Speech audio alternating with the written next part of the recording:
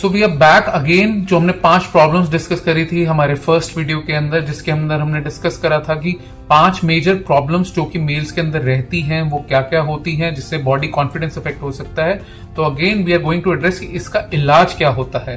Hi, I am doctor Amol, I am a cosmetic and plastic surgeon based in Gurgaon, और इस video के अंदर हम पूरा सॉल्यूशंस डिस्कस करेंगे ताकि कॉन्फिडेंस अचीव हो पाए हमारे मेल्स के लिए, और मेल्स की मेंटल हेल्थ के साथ साथ मेंस हेल्थ भी पूरी अफेक्ट ना हो। सबसे पहला हमने डिस्कस किया था गायनेकोमेजिया, यानी कि मेल चेस्ट जब एनलार्ज हो जाती है।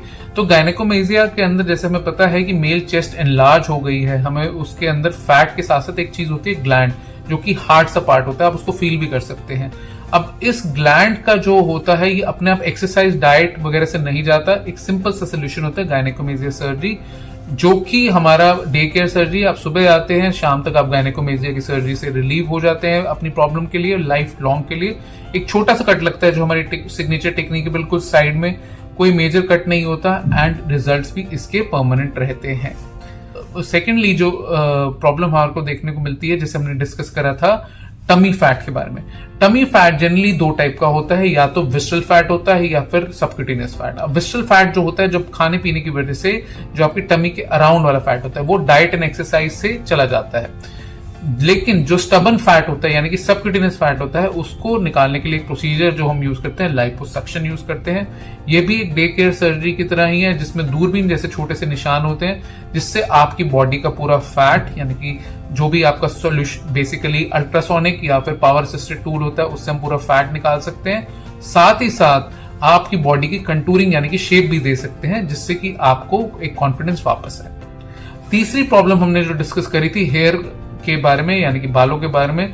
बालों से लेकर हमारे जो मेल्स की प्रॉब्लम रहती है कि हेयर लाइन रिसीड हो रही है, पहले हम कोशिश करते हैं इसका कंजर्वेटिव ट्रीटमेंट, यानी कि हम मिनॉक्सिडिल, फिनेस्ट्राइड, ये जो सारे मेडिकली आपको पूछ के लेने के बाद ही लेने चाहिए, ये मेडिकल की दवाइयां यूज कर सकते हैं जिससे कि बालों की ग्रोथ वापस हो सकती है। साथ ही साथ पीआरपी, ग्रोथ फैक्टर्स के ट्रीटमेंट भी होते हैं जिससे कि आपकी हेयर लाइन मेंटेन रह सकती है।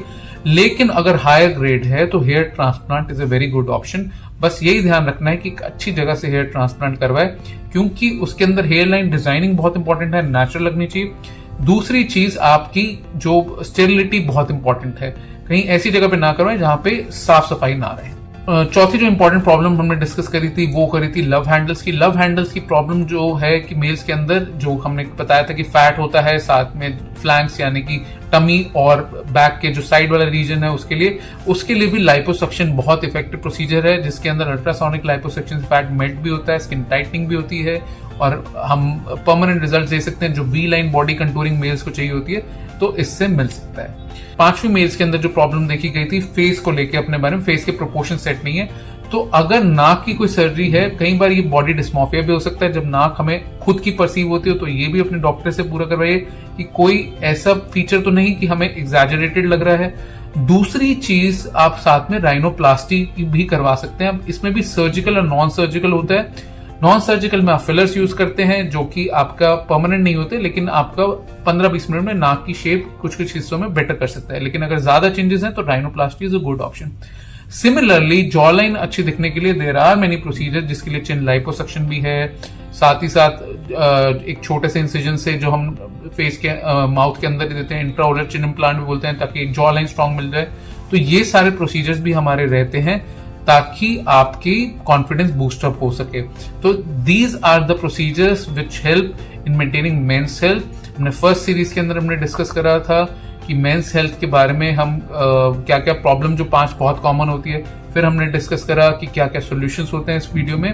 अब नेक्स्ट वीडियो के अंदर हम डिस्कस करेंगे कि इन सब के मेंस हेल्थ की जो सॉल्यूशन है, इनको लॉन्ग टर्म रिजल्ट्स कैसे मेंटेन करे जा सकते हैं।